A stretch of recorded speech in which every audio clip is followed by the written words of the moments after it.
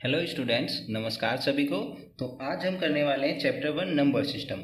तो आज हम नंबर सिस्टम का इंट्रोडक्शन बताते हैं आपको। देखिए एक्चुअल में क्या है ना, कुछ भी चीज़ को करने से पहले आपको उसकी थोड़ी सी बेसिक नॉलेज होनी चाहिए, तो उससे क्या है आप बहुत अच्छे से समझ सकते हैं। तो वो ही चलिए, तो आज थोड़ा पहले बेस कराते हैं, नंबर सिस्टम का इंट्रोडक्शन कराते हैं। तो देखिए क्या होता है, आज सबसे पहले आते हैं आपके नेचुरल नंबर्स जो होते हैं, हम उनको सबको बांट सकते हैं कि कौन सा क्या है। तो यहाँ देखिए सबसे पहले आपका आता है नेचुरल नंबर। तो बताया ये नेचुरल नंबर्स क्या होता है। देखिए क्या होता है नेचुरल नंबर, जो भी नंबर आपके 1 से स्टार्ट होते हैं, विच स्टार्ट फ्रॉम द 1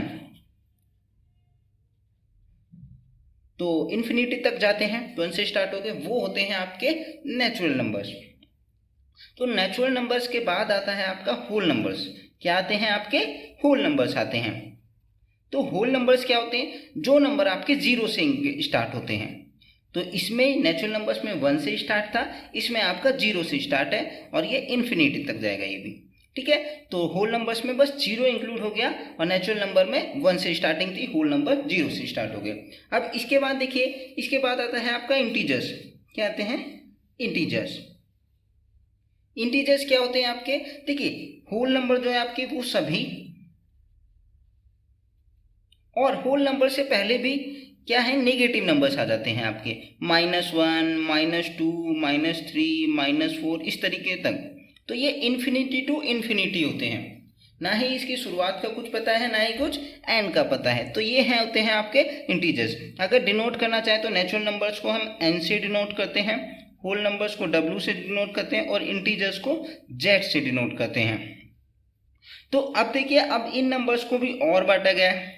तो पहले ये देख लीजिए जरा, ये जो होते हैं ये आपके नेगेटिव नंबर्स हो गए, ये आपके पॉजिटिव नंबर्स हो गए, ये 0 हो गया आपका।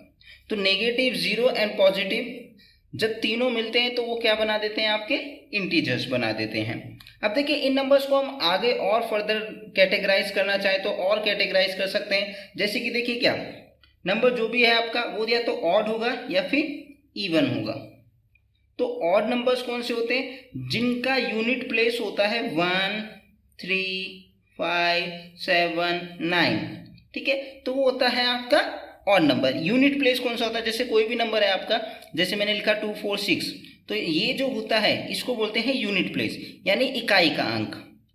जिसे हम बोलते हैं ना वंस, टेंस, 100, तो ये वंस जो होता है इसे ही यूनिट प्लेस कहते हैं। वंस प्लेस जिसका क्या हो 1 3 5 7 9 हो तो वो होता है आपका ऑड नंबर। और इवन नंबर क्या होता है, जिसका यूनिट प्लेस हो 0 2 4 6 8। इसी तरीके से चलाते चले जाइए, 10 12 14 16 18, ये आपके क्या हो गए इवन नंबर्स हो गए। तो अब देखिए इसके अलावा और कैटेगराइज करना चाहें हम और बांट सकते हैं नंबर्स को। तो जैसे हमारे क्या होते हैं, कुछ नंबर होते हैं हमारे प्राइम नंबर्स। प्राइम नंबर्स क्या होते हैं, प्राइम नंबर्स होते हैं आपके वो नंबर जिनके सिर्फ ओनली 2 फैक्टर्स होते हैं, यानी वो सिर्फ आपके 2 नंबर से ही डिवाइड हो सकता है। और वो दोनों नंबर कौन से, तो एक होता है 1 और दूसरा होता है इटसेल्फ। 1 और इटसेल्फ यानी खुद। तो वो नंबर या तो 1 से डिवाइड होगा या खुद से डिवाइड होगा, इसके अलावा उसका कोई भी फैक्टर नहीं होगा। यानी कि प्राइम नंबर हो गए आपके विच हैव ओनली 2 फैक्टर्स। तो जिन नंबरों के सिर्फ 2 फैक्टर्स होते हैं उन नंबर्स को कहते हैं हम प्राइम नंबर्स। प्राइम नंबर्स के बाद देखिए कंपोजिट नंबर आता है। कंपोजिट नंबर्स, कंपोजिट नंबर्स क्या होते हैं, तो जिनके 2 फैक्टर्स थे वो आपका प्राइम हो गया, और जिनके 2 से ज़्यादा फैक्टर होते हैं, more than 2 factors, more than 2 factors, उन्हें क्या बोलते हैं हम कंपोजिट नंबर्स। देखिए प्राइम नंबर का अगर हम एग्जांपल लेना चाहें, 2 हो गया, 3 हो गया, 5 हो गया, 7 हो गया, 11 हो गया, ये क्या है आपके प्राइम नंबर्स हैं।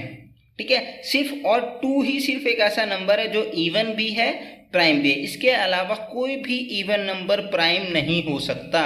सारे के सारे प्राइम नंबर इसके अलावा ऑड होंगे। तो सिर्फ 2 ही एक ऐसा नंबर है जो इवन भी है और प्राइम भी है।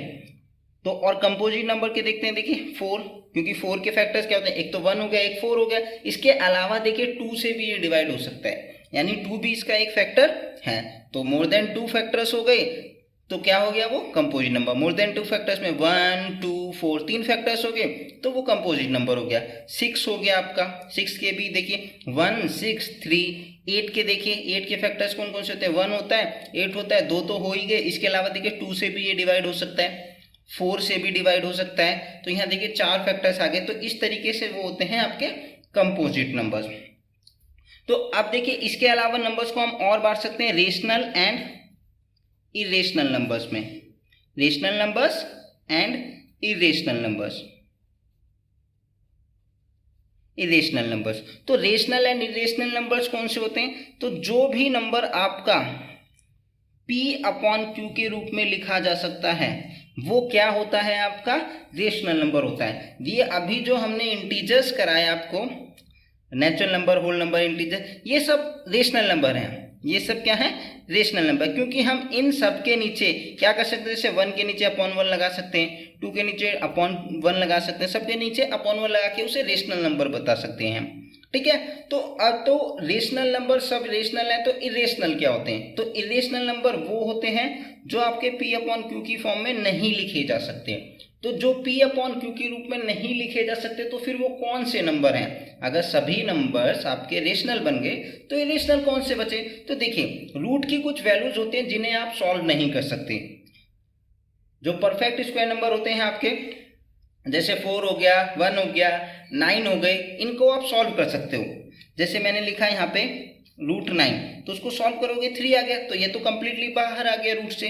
तो जो रूट से सॉल्व होकर बाहर आ जाए वो रेशनल हो जाता है। लेकिन कुछ नंबर जैसे कि हमारे √2 है, उसे आप सॉल्व करके बाहर नहीं निकाल सकते कंप्लीटली होल नंबर के रूप में, तो वो क्या है, इरेशनल। रूट की वैल्यू जिन्हें आप बाहर नहीं निकाल सकते। √3 हो गया, √5 हो गया, √7 हो गया, √6 हो गया।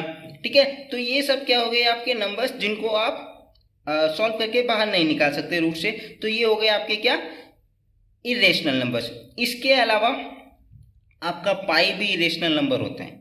पाई एक्चुअल में 22/7 नहीं होता है, पाई की वैल्यू 3.14 ऐसे करके चलती चली जाती है। तो पाई भी क्या है, आपका इरेशनल नंबर है। इसके अलावा जो आपके non terminating and non recurring number होते हैं, non terminating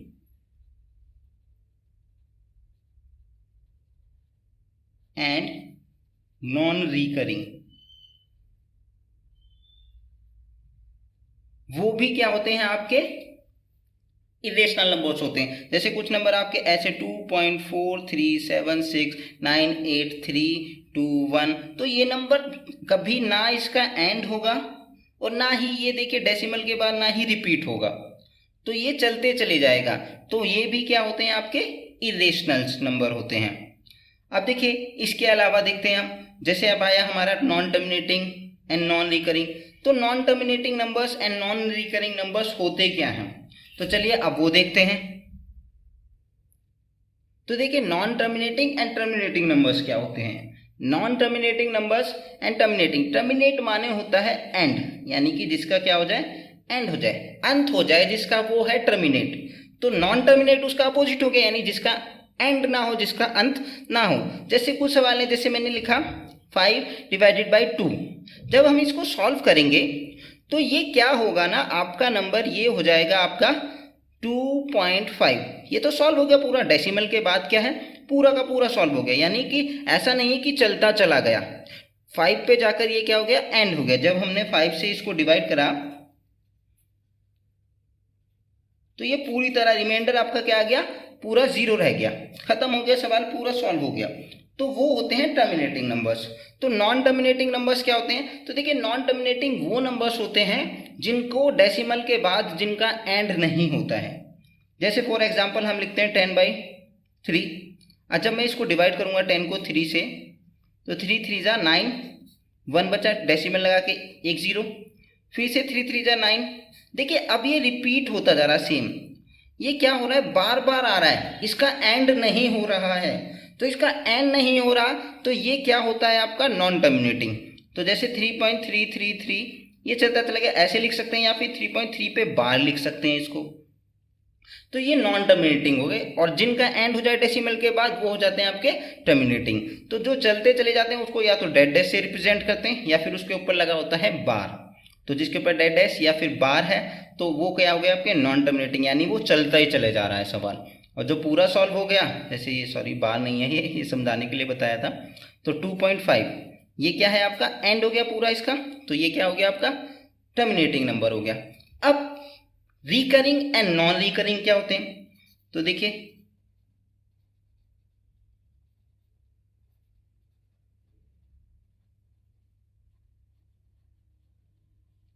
recurring and non recurring. तो देखिए रिकरिंग माने होता है रिपीट, रिकरिंग माने होता है रिपीट, तो नॉन रिकरिंग हो गया जो रिपीट ना हो।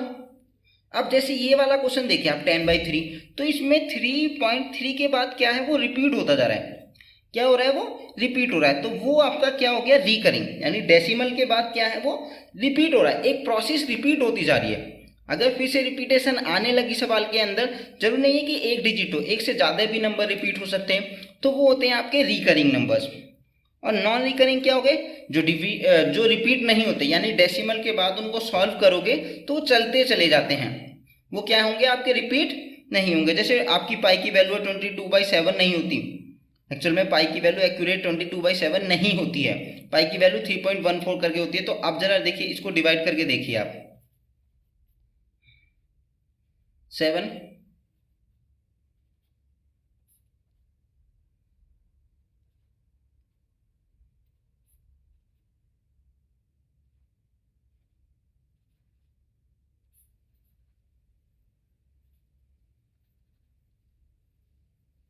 तो आप जब इस सवाल को देखेंगे तो ये सवाल क्या है कि ये चलता चला जाएगा, ना ही ये रिपीट होगा कहीं से भी और ना ही इसका एंड होगा।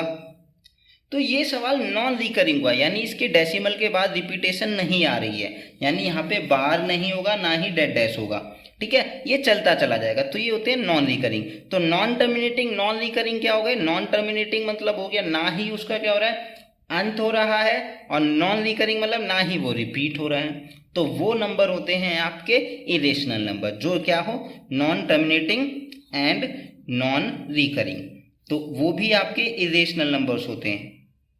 चलिए आज के लिए इतना ही, आशा करता हूँ सबको समझ आया होगा। Thank you.